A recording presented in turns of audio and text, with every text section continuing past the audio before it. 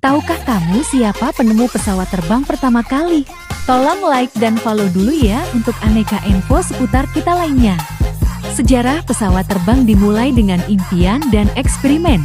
Pesawat terbang pertama kali dikendalikan yaitu pada tanggal 17 Desember tahun 1903. Dua bersaudara yang berasal dari Amerika, yaitu Orville dan Wilbur Wright. Jangan lupa like dan subscribe ya. Terima kasih sudah menonton.